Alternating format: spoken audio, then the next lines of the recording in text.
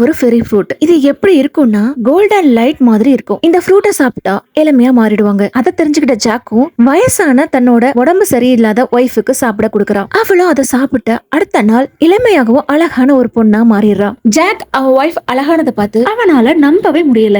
சரி, நம்ம ஒய்ஃபும் எங்க மாறிட்டா, நம்மளும் எங்க மாறலான்னு அந்த ஃப்ரூட்டை சாப்பிடுறான். பட் ஜாக் எங்க மாறல. இல்லையும் நம்ம எங்க இருக்கோம், பட் நம்ம ஹஸ்பண்ட் ஓல்டு மேன் இருக்காங்கன்னு அவளுக்கு சுத்தமா பிடிக்கல. இதனால அடுத்த நாள் அந்த பழத்தை எடுத்துட்டு போய் அவ எக்ஸ் பாய் ஃப்ரெண்ட் சாம்க்கு கொடுக்கறா. அவனும் அந்த ஃபெரி ஃப்ரூட்டை சாப்பிட்டு இளமையா மாறிடுறான். சாம் இளமையா மாறினதை பார்த்த ஜாக் கேலி கிட்ட சண்டை போடுறான். எப்படி இந்த பழம் இளமையை தரும்னு ஜாக்கு தெரியும்னா, சில வருஷத்துக்கு முன்னாடி ஒரு பெரிய மழை பெஞ்சதுல வீடு ஃபுல்லா வெள்ளம் வந்திருக்கும். அதுலதான் இந்த அதிசய செடி முளைச்சிருக்கும். ஒரு டைம் ஜாக் வளர்த்த டாக் அந்த பழத்தை சாப்பிடறத ஜாக் பாத்துறான். அடுத்த நாள் அந்த டாக்கே பாக்குறான். பப்பியா மாறி இருக்கும். பட் அந்த பழத்தை தொடர்ந்து சாப்பிடலைன்னா மறுபடியும் வயசாகி இறந்து போயிடுவாங்கன்னு நான் இறந்ததுக்கு அப்புறம் தான் அவனுக்கே தெரியும். அதை தெரிஞ்சுக்கிட்ட கேலி இந்த ஃப்ரூட்டை பத்திரமா பாத்துக்கிறா. அப்போ டேவிட்னு ஒருத்தரை மீட் பண்றா.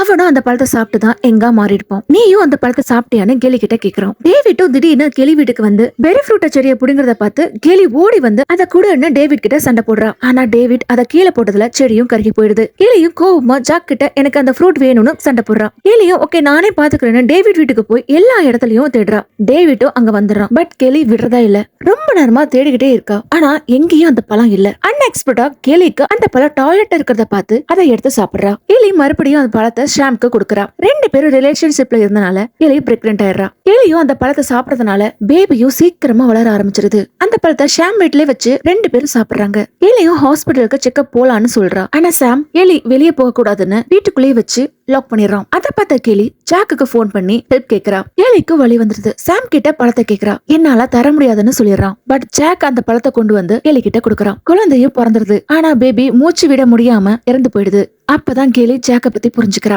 ஷாம விட்டுட்டு ஜாக் கிட்ட வந்துடுறா கேலி. சாமும் மறுபடியும் வயசான மாதிரி ஆயிடுறான். கேலியும் பழைய வீடியோல போட்டு பார்த்து ஃபீல் பண்றா. சாம் அந்த பழத்தை எடுத்து சாப்பிடலான்னு வரும்போது ஒரு பொண்ணு வந்து சாம சூட் பண்ணிடுறா. போலீஸும் வந்து சாமோட பாடிய எடுத்துட்டு போயிடுறாங்க. ஜாக்கும் அந்த பழச்செடிய எடுக்க போகும்போது அப்போ மறுபடியும் அந்த பொண்ணு வந்து அவளை சூட் பண்ண பாக்குறா. ஆனா போலீஸ் அவளை ரவுண்ட் அப் பண்ணி அவ கண்ணை கீழே போட சொல்றாங்க. அந்த கேப்ல ஜாக் அவகிட்ட இருந்த கண்ணை புடிங்கிடுறான். கேலியும் எந்த பழமும் எனக்கு வேணான்னு அந்த செடியை பிச்சு போட்டுறா. கேலியும் இப்போ வயசான மாதிரி மாறிடுறா. உடலுக்கு தான் வயசாகும், அன்புக்கு இல்ல.